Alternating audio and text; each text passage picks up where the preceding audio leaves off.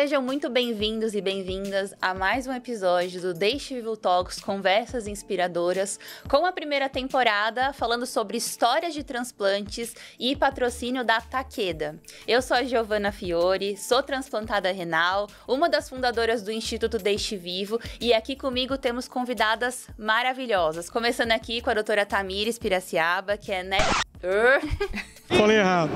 Começando aqui com a doutora Tamires Piraciaba, que é médica nefrologista. Por favor, doutora, se apresente.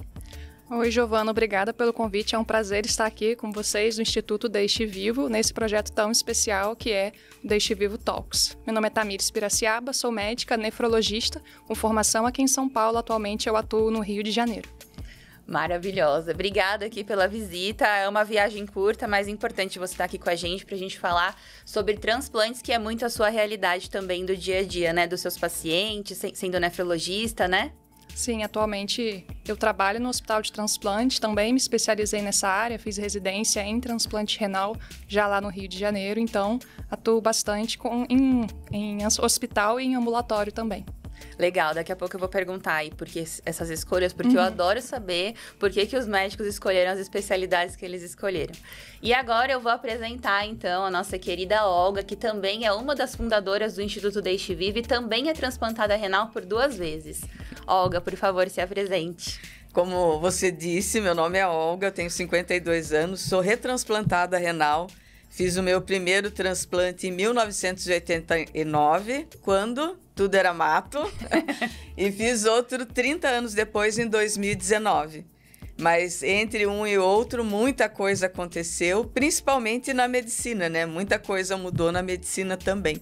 É um prazer estar com a doutora Tamires, que eu conhecia só pelas lives, e estar junto com ela hoje e ela falar desse mundo renal que a gente tanto tenta trazer para a sociedade em geral, é muito importante para nós. Que legal. Sabe que eu fiquei pensando aqui? A gente tem uma diferença de gerações, né? E quando você fez o seu primeiro transplante, doutora Tamires não era doutora ainda. Eu estava nascendo. Não, vamos focar em datas. Mas, enfim, pensando aqui, eu acho que é muito sobre isso, né? Então, quando você fez seu primeiro transplante, acho que era outra dinâmica, outras medicações que eram usadas, né? E quanto tempo e a tecnologia mesmo, a medicina evoluiu, né? Eu imagino que hoje você, no segundo transplante, lida de uma forma diferente, até a equipe médica de uma forma diferente, né? Você consegue perceber, assim, essa diferença no dia a dia? Muito, né? Porque da primeira vez, eu fui pro transplante sem saber nada de transplante. Sem saber nada da minha doença de base, sem saber o que era um transplante, né? Só que, em contrapartida, como eu tinha uma doadora em vida, né? Que foi a minha irmã, então eu não fiquei naquela janela que a gente fica aguardando um rim para transplante, né? Então eu nem tive tempo de pensar. Porque entre ir para a hemodiálise e fazer o transplante foram só 8 meses da primeira vez, né? Eu fui, transplantei e nunca senti necessidade de falar disso. Eu tive que ir de novo para a hemodiálise, transplantar de novo, encontrar você para falar, não, eu preciso levar isso para a sociedade. Legal. E foi um processo longo, né? Desde o primeiro transplante até do segundo. E qual foi, assim, o maior desafio que você teve que enfrentar no primeiro transplante? Então, como eu disse, para mim era tudo muito novidade, né? Então, ir para a hemodiálise foi muito difícil, porque foi de sopetão, apesar de eu já estar em tratamento conservador, que a doutora Tamires depois vai poder falar para gente sobre o que é um tratamento conservador. Mas apesar de eu estar no tratamento conservador, foi do dia para a noite que falaram, você vai para a hemodiálise. Tá. Eu sabia o que era hemodiálise? Não. Tinha o senhor Google? Não. Então, eu só fui, né? Só fui e essa foi a maior dificuldade, né? Você ser jogada, você não tem informação. Porque até a equipe médica, apesar de conversarem com a gente e tudo mais, não é como hoje, que é tudo muito mais aberto, né? Sim. Era tudo mais assim, falava pros seus pais mesmo, porque eu tinha 19 anos, né? Falava com seus pais.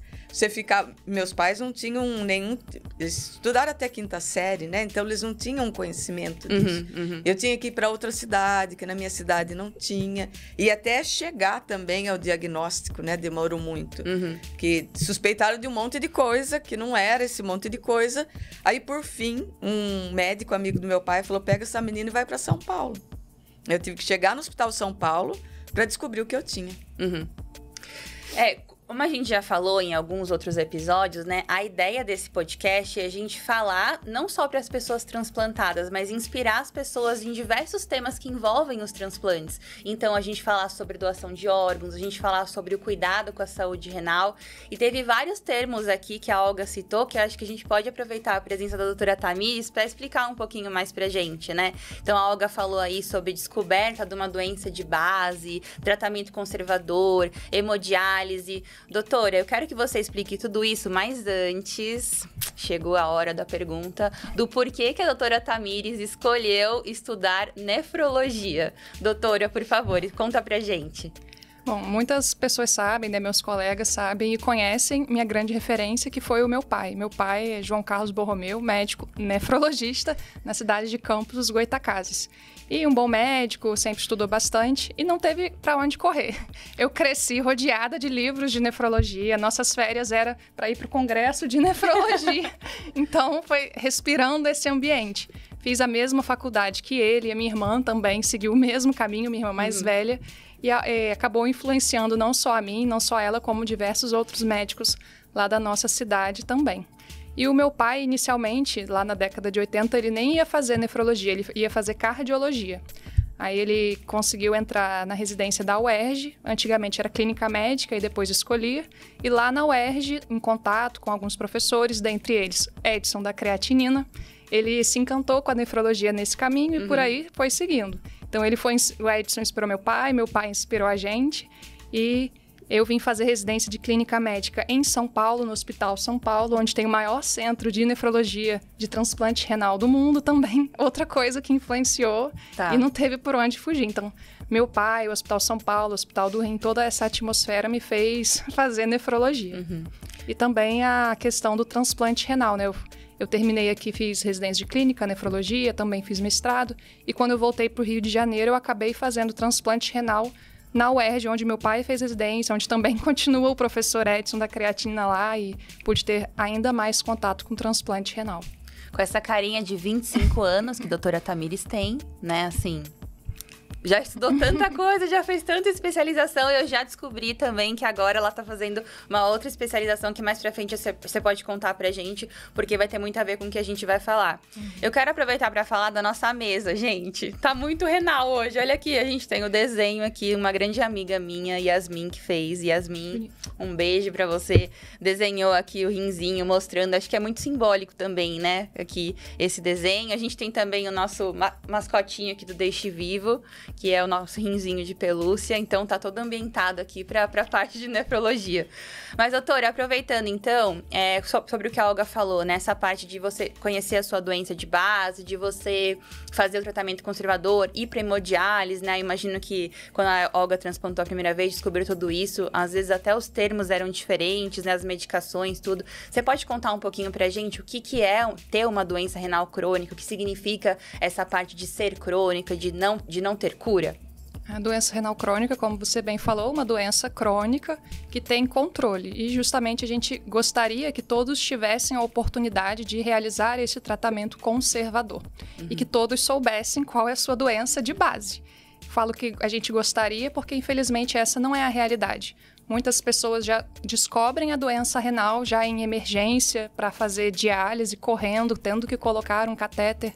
Não deveria ser assim. Claro, tem doenças que correm mais rápido e acontece, mas as principais doenças causadoras são hipertensão e diabetes, que de pouquinho em pouquinho vai machucando os rins, vai tendo um pouco de proteína na urina, vai subindo a creatinina lentamente. Então, tem um espaço para a gente fazer esse diagnóstico, essa prevenção da doença evoluir tão rapidamente. E espaço para fazer educação em saúde, que vai realmente mudar a história da doença renal.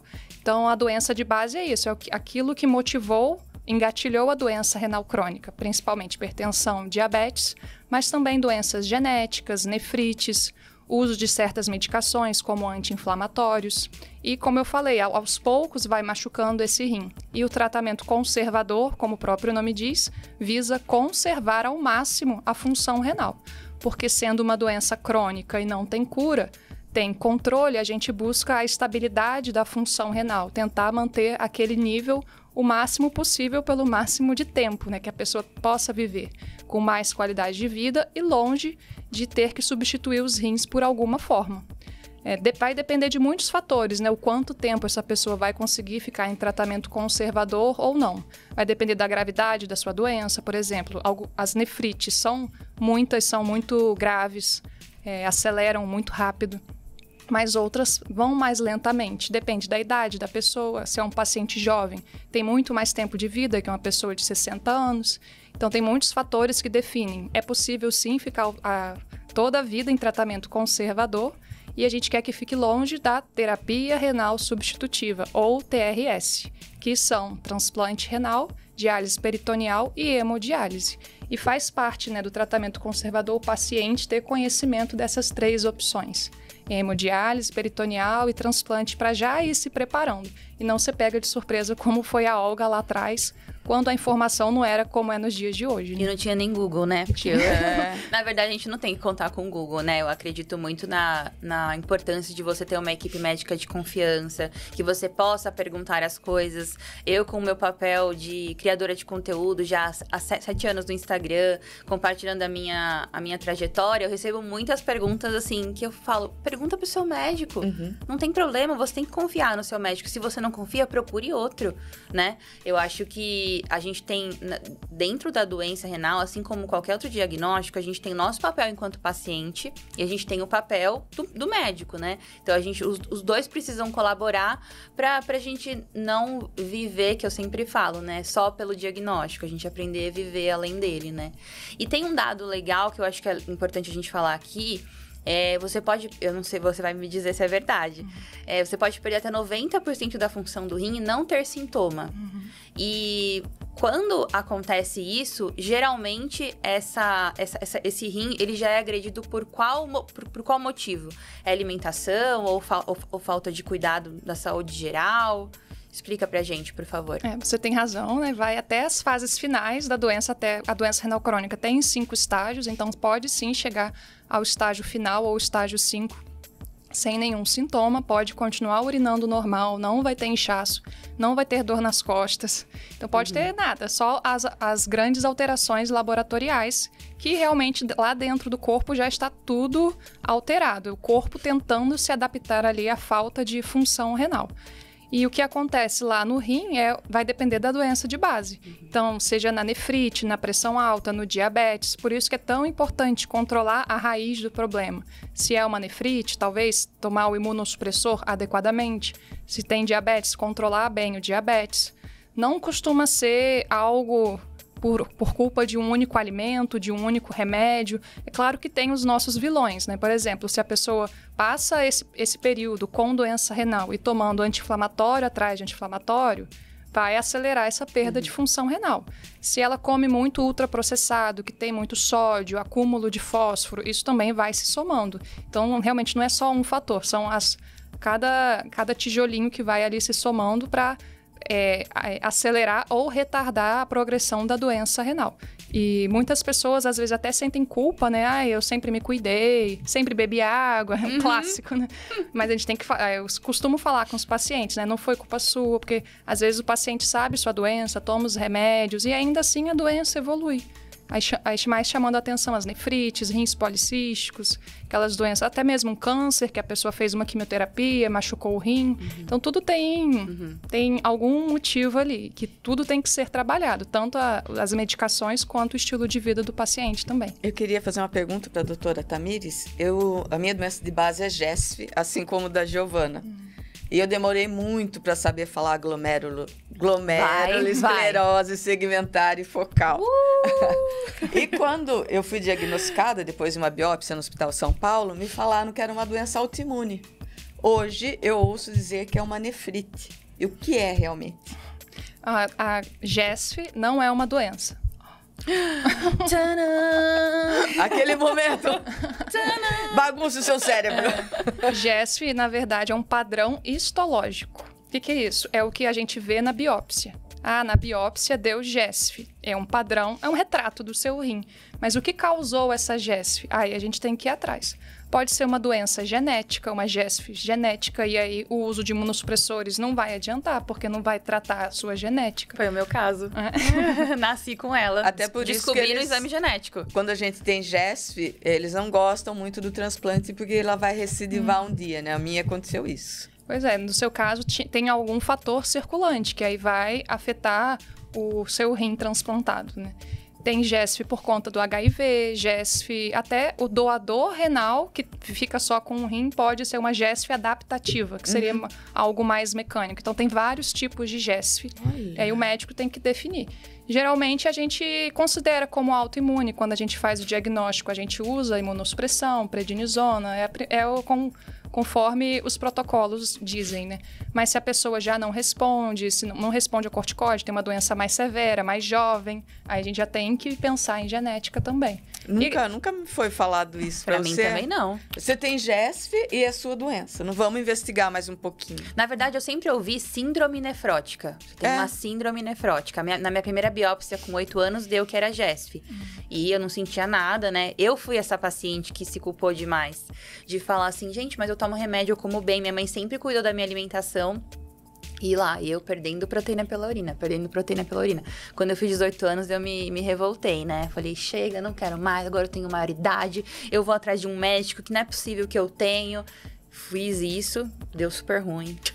Minha doença evoluiu, eu fiquei com água no pulmão, água na barriga. Enfim, voltei pra minha médica com o rabinho entre as pernas e falei, fiz errado, né? Ela, eu jamais... É porque acho que você pode explicar isso pra gente. Acho que cada paciente que tem GESF talvez seja único, né? Então, a minha médica falou assim, você não pode chegar num médico com o seu dossiê, né? Tudo que a gente já tentou remédio X, remédio Y, tratamento X, tratamento Y, e não evolui, tá? Chegou no momento que meu médico começou a cuidar dos meus outros órgãos, do meu coração, né? Porque, enfim, o rim, acho que você pode falar um pouco disso, né? As pessoas acham que só o coração que é importante, né? Porque ele tá ali batendo, mas se o rim para de funcionar, a gente também pode levar à falência de outros órgãos, né? Então, o meu médico começou a cuidar desse outra conjunto, parte, né? Desse conjunto da obra, assim. E eu acho que as pessoas não têm essa noção, a maioria das pessoas não tem a noção da importância que o rim tem pro nosso corpo, né?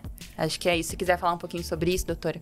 Não, só falando da síndrome nefrótica, né? Síndrome nefrótica é uma síndrome clínica, é como você se apresenta para o médico. Tá. Ou seja, com inchaço, com urina espumose, proteína na urina, e abre o leque. O médico tem que abrir o leque e muito provavelmente faz a biópsia renal. E tem várias causas para a síndrome nefrótica. Uma das causas é GESF. Tá. E aí, descobriu que é GESF, não para por aí. Tem que ver por que fez a GESF. Aí a gente pede sorologias para hepatite B, C, HIV, sífilis, ver se tem algum outro fator que possibilitou essa GESF. E não podemos esquecer das causas genéticas. Sempre, hoje em dia, antigamente a gente não pensava nisso realmente, mas hoje em dia os estudos avançam, né?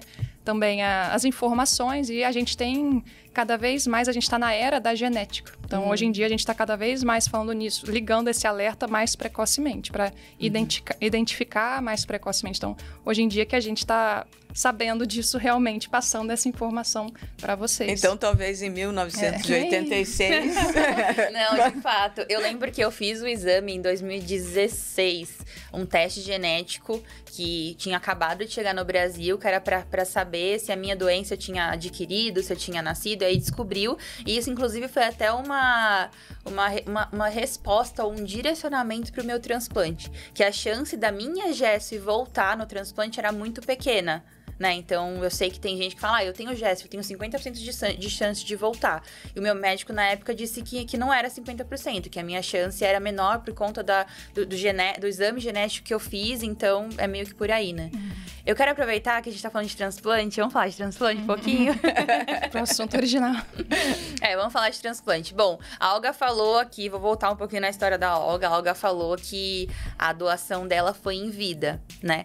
Eu vou pedir para a doutora Tamires explicar um pouco essa parte de doação de órgãos, que a gente tem doação de órgãos após a morte, doação de órgãos em vida, parentes relacionados, não relacionados, e isso tudo tem a ver com transplante. Vamos lá, doutora, por favor, você quer explicar um pouquinho pra gente? Vamos falar da doação em vida, então, né, que foi o caso da Olga. Hoje em dia, no Brasil, cada país tem a sua legislação, né? No nosso, qualquer pessoa é passível de doar um órgão, mesmo sendo parente ou não. Mas se não for parente de até 4º grau, precisa de autorização judicial, o que não é impossível. A gente vê bastante esse tipo de doação. Amigos, parentes mais distantes, mas a grande questão é que a pessoa precisa ser muito bem avaliada. Então, a princípio, parente de até 4º grau, se não for autorização judicial, e uma pessoa saudável. Então, já vimos muitos casos, né, de pessoas que querem doar um rim, mas que não se cuidam, não cuidam da sua saúde, nunca verificou a pressão, não sabe se tem diabetes. Então, antes de querer doar o rim, a pessoa tem que se cuidar, se examinar, fazer uma bateria de exames. E não somente os exames renais, né? Urina de 24 horas, exame de urina simples, creatinina, mas exame do coração, do pulmão, rastrear câncer conforme a idade. Então, tem que revirar a pessoa do avesso, porque a gente tem que conferir segurança para o doador. E também para a gente doar um rim saudável. Porque muitas vezes a gente pega nesse rastreio um rim que tem sangue na urina, que tem proteína na urina. Eu ia fazer essa pergunta, se você já pegou caso de gente familiar ou não familiar, que se dispôs a doar e descobriu que tinha algum tipo de doença. Já aconteceu? Sim.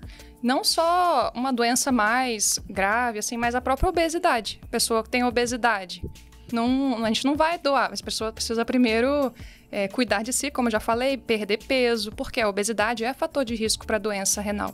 Por menor que seja o risco do doador desenvolver uma doença renal crônica, menos que 1%, tem que ter segurança. Se a pessoa tem diabetes, tem obesidade, tem hipertensão, a gente não pode fazer essa doação com tantos riscos assim, tem que minimizar os riscos. Por exemplo, a pressão alta. É possível doar um rim com a pessoa com doador hipertenso, mas somente com o uso de um antihipertensivo, no máximo. Não pode ser com 2, 3 e pressão descontrolada. E ainda assim, transplante tudo depende do centro transplantador. Cada um tem suas regras. Vai ter centro de transplante que só da pessoa ter hipertensão já vai barrar e não vai doar. Então... Inclusive, da primeira vez que eu fui transplantar, eu tinha 3 irmãos que poderiam ser meus doadores. Os 2 mais velhos, eles foram descartados por hipertensão e sobrou a minha irmã. A minha irmã foi 99% compatível comigo. E ela não tinha, assim, nenhuma doença anterior, né? Então, ela foi a escolhida, coitada. Coitada não, né? Que a gente se dá muito bem, ela vive muito bem com um rim só dela. Ela faz os exames lá uma vez por ano. Mas ela, dos 3, só sobrou ela, por causa da hipertensão dos outros 2. A gente busca, então, doadores saudáveis, faz todo esse rastreio e a gente evita, né, os pacientes, os doadores, os candidatos mais jovens, porque tem uma vida pela frente, tem chance de apresentar vários problemas nesse caminho, né? Às vezes a pessoa pode abrir um diabetes, pode abrir uma hipertensão. A história familiar é importante, né? Quando a gente vai ver se tem alguém na família, se tem uma doença genética, por exemplo, rins policísticos, já complica mais um pouco. Tem que fazer um rastreio 2 vezes mais detalhado, né? Qualquer doença genética. Porque para ver se o doador também não tem essa mesma doença genética. Então, não tem jeito. O pré-transplante é um período importante de muitos exames para ser feito com muita segurança. Então, exames clínicos e também os exames de compatibilidade, né? Como você falou, sua irmã quase 100% compatível. E, claro, né? A gente pode falar da doação depois da vida também, né? Que é a doação de órgãos. Hoje a gente tem mais de 70 mil pessoas esperando o transplante. Gente, 70 mil. Quando eu entrei na lista de espera lá em 2017, 17, eram 28 mil pessoas. Esse número só aumenta. E acho que muito por conta da pandemia também. Acho que tem uma série de fatores que fazem com que essa lista aumenta, né? Mas é importante também que, enfim, tem a possibilidade das pessoas doarem os seus órgãos após a morte. Claro, e tem uma série de fatores que também depende, né? Assim como a doação em vida. Você quer explicar um pouquinho sobre isso também? Doação depois de morte. Isso. Doação após a morte, né? No Brasil também é considerado somente doador após a morte para a morte encefálica, que é um tipo de morte. Então, para ser doador, né, se você quer ser doador, primeiro, né, o checklist, a morte precisa ser encefálica. Por exemplo, um traumatismo craniano, um acidente vascular hemorrágico ou isquêmico. Então, por quê? Se for a morte vinda de parada cardíaca, aí já não fazemos esse tipo de transplante no Brasil. Tem países que fazem, não é nosso caso. E o mais importante é que não adianta você querer doar se caso isso aconteça com você algum dia, essa possibilidade. quem, no fim das contas, vai decidir é alguém da sua família. Eles que vão ser seu porta-voz nesse momento. E é um momento triste. Então, se a família já sabe qual é o seu posicionamento, fica muito mais fácil, né, da gente poder fazer aquela vontade daquele ente querido. Por isso que esse tema tem que ser normalizado, naturalizado. E falar, né, com nossos familiares se não é doador, o que você acha sobre isso, tornar esse assunto cada vez mais natural. Legal, obrigada. Agora eu vou dar um recadinho, que é o seguinte: se você quer saber mais sobre doação de órgãos também, você pode acessar o site do Instituto Deixe Vivo, a gente vai deixar o QR Code na tela, e lá no nosso site você pode baixar o seu cartão doador. Eu vou até pegar um aqui para mostrar. Esse cartão aqui que tá na minha mão, atrás, ele é um cartão Sou Doador de Órgãos, ele é simbólico, como a doutora Tamires explicou, que vale a gente falar para nossa família a nossa vontade, e eles, né, que dirão por nós no momento certo. Mas isso aqui a gente pode deixar na nossa carteira, e caso a nossa família tenha dúvida, né, quem sabe não puxa ali na carteira e fala, é doador de órgãos. Então você pode baixar o seu direto do site do Instituto, imprimir e colocar na sua carteira. Continuando falando sobre transplante, como todo episódio, que não pode bater na mesa, senão faz muito eco no microfone, a gente vai falar sobre um outro palavrão, que não é um palavrão, mas que é uma palavra que assusta todos os transplantados, que é o citomegalovírus, o nosso famoso CMV. Então, a gente vai falar aqui sobre a Olga, que teve a experiência com o CMV, eu também tive, doutora também tratando alguns pacientes. Acho que a gente pode começar perguntando para a doutora, né, Olga? Sim. O que é o citomegalovírus? O que é esse bonitinho que não é tão bonitinho assim? O citomegalovírus é um vírus, como o próprio nome diz, e é um vírus onipresente. Ele está na nossa população espalhado por aí. E no mundo inteiro, em alguns países com muito menos incidência, outros com mais, principalmente países como o nosso, em desenvolvimento, subdesenvolvidos. Então, a gente adquire esse vírus através de saliva, através mesmo do sangue, principalmente na infância. A gente adquire, tem o contato com esse vírus por algum momento, por algum motivo na infância, e esse vírus fica escondido dentro do nosso corpo. Então, a gente não elimina o citomegalovírus, a gente tem o contato com ele, uma vez que teve esse contato.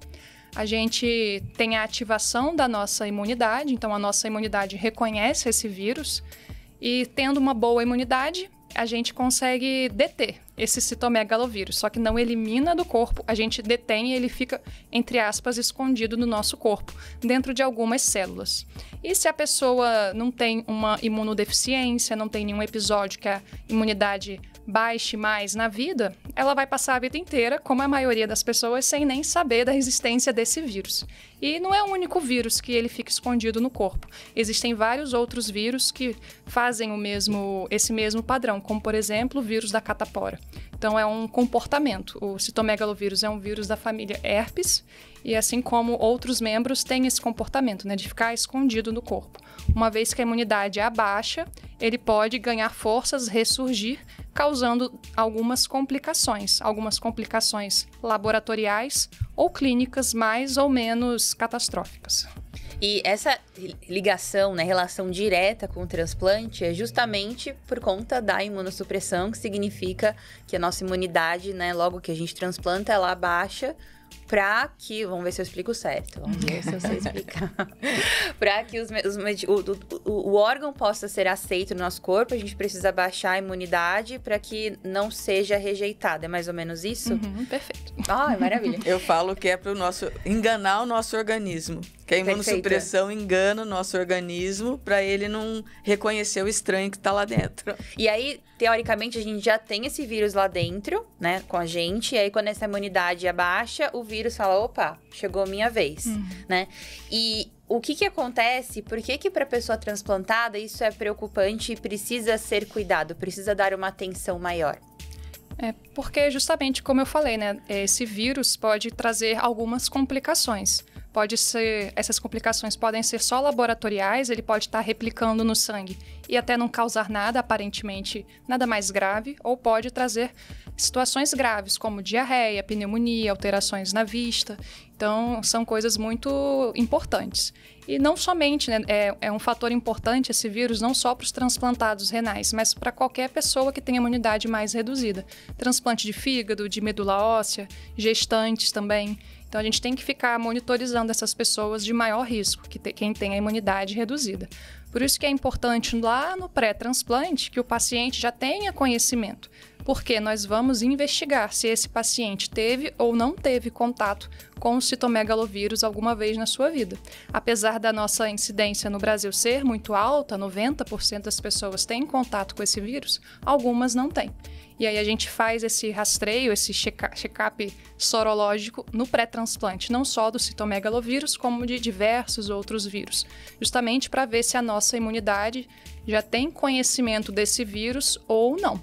Porque se a pessoa já tem a imunidade, já tem a memória do citomegalovírus no seu corpo, a imunidade já conhece, né? Já tem esse conhecimento. Mas se o paciente nunca teve contato com o citomegalovírus e ele pega pela primeira vez no pós-transplante, quando a sua imunidade está mais reduzida, aí o quadro é pior. Então, a gente tem que saber quem são essas pessoas de maior risco para desenvolver a doença ou não.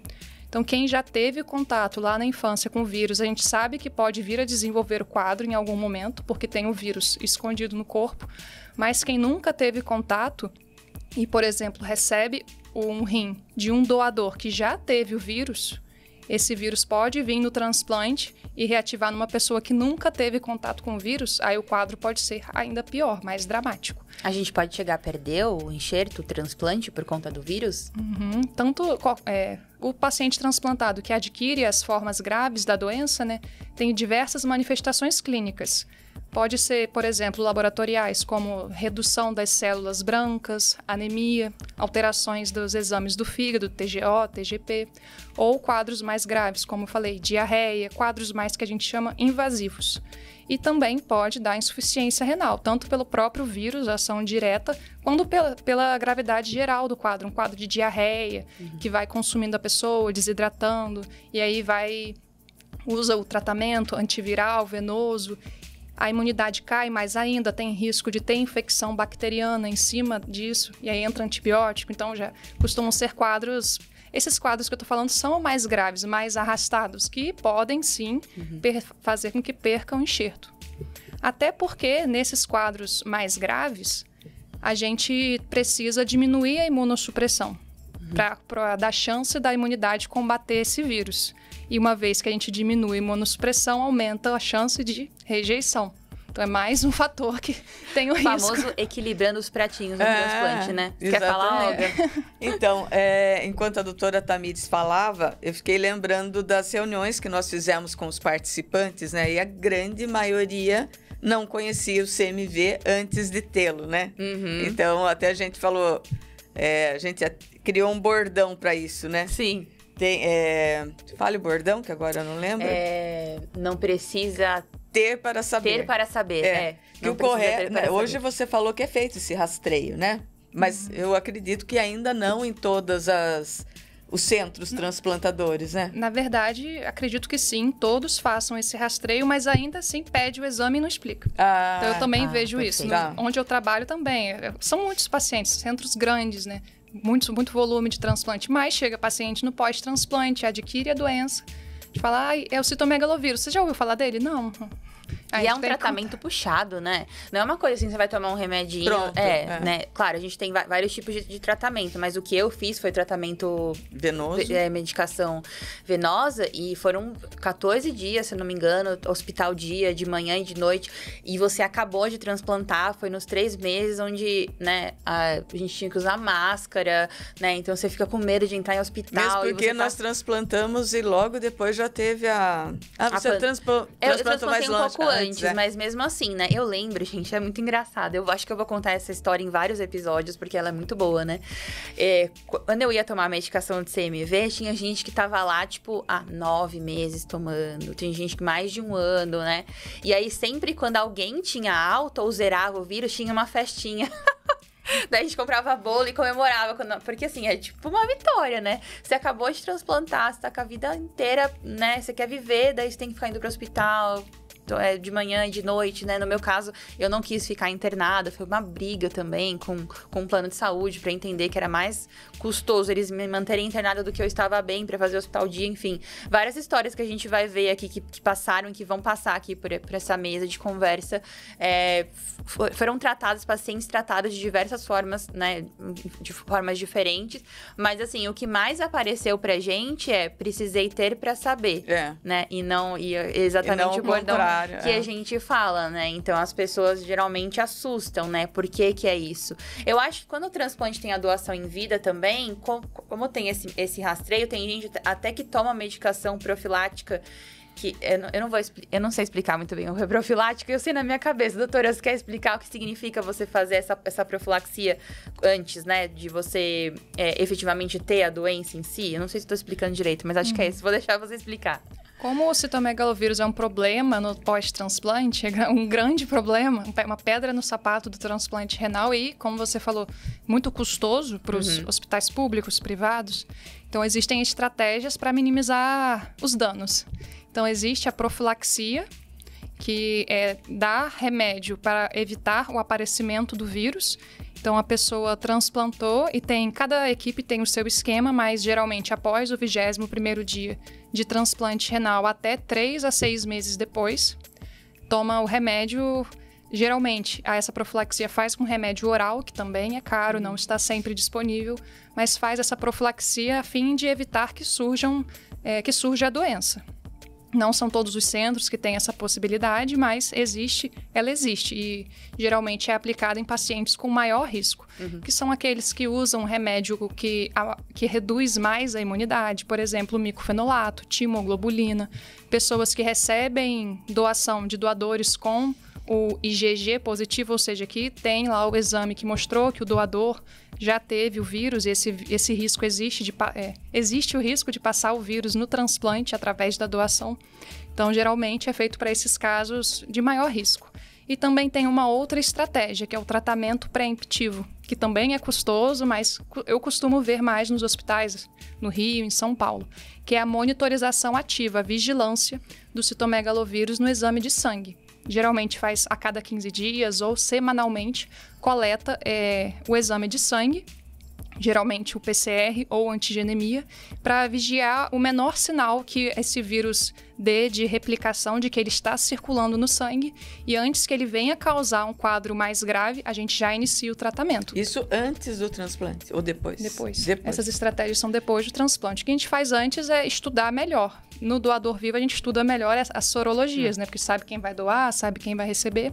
Mas no doador falecido, a gente também faz todas as sorologias virais no doador falecido para saber quais são os riscos. Às vezes até o doador tem uma infecção ativa e não pode doar. Ou bacteriana, ou viral, e aí por isso tem que fazer todo esse rastreio em qualquer doador, vivo ou falecido. Porque tem um convidado nosso que ele fez antes do transplante, né? Ele falou que a unidade transplantadora tem esse protocolo de você fazer antes do transplante. Então, você tem que tomar medicação antes para depois transplantar. Inclusive, ele só podia entrar na lista de transplante do lugar se ele tivesse a medicação em mãos. Talvez ele nunca tivesse tido contato, né? E aí usaram essa estratégia com ele. Exatamente. Que, assim, são vários tipos de protocolos, vários, né? Isso não tem um padrão exato, né?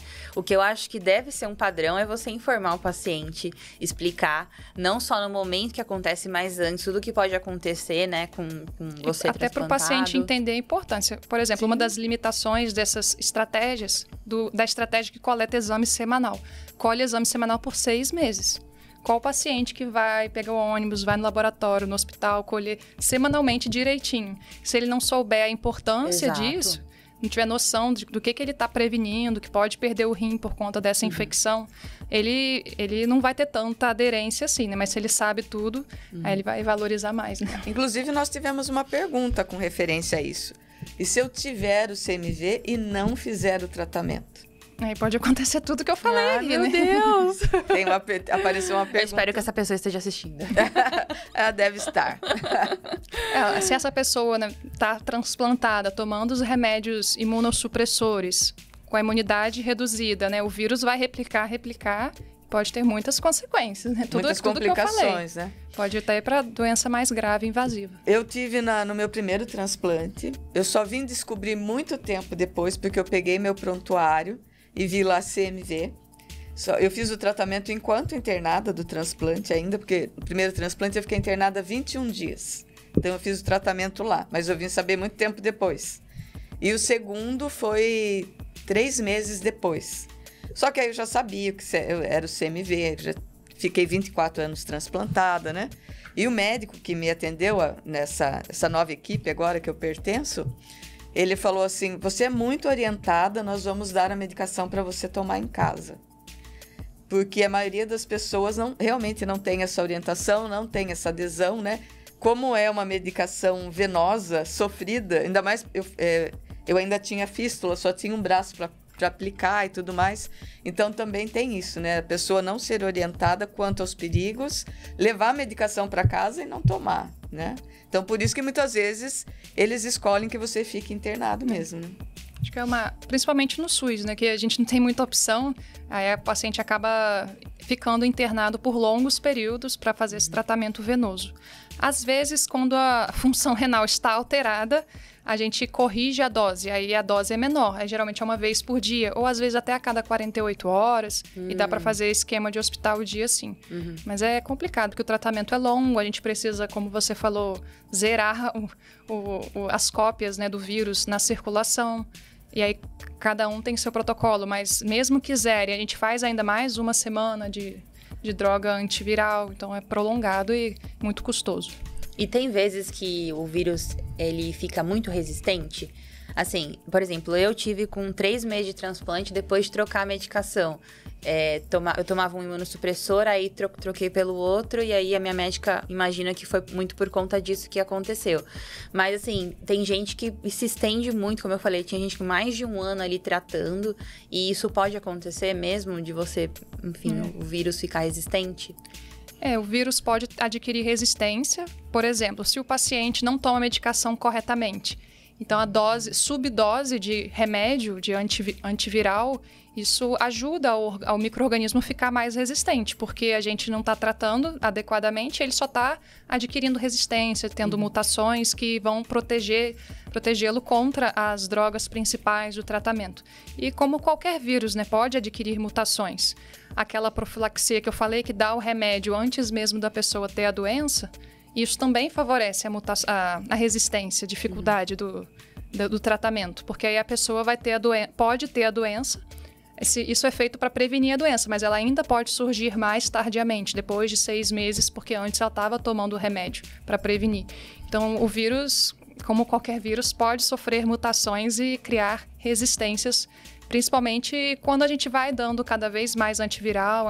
Existem outras drogas, né, que a gente pode usar em casos de resistência, que aí vão ter outros efeitos colaterais, Sim. vai prolongar mais o tratamento.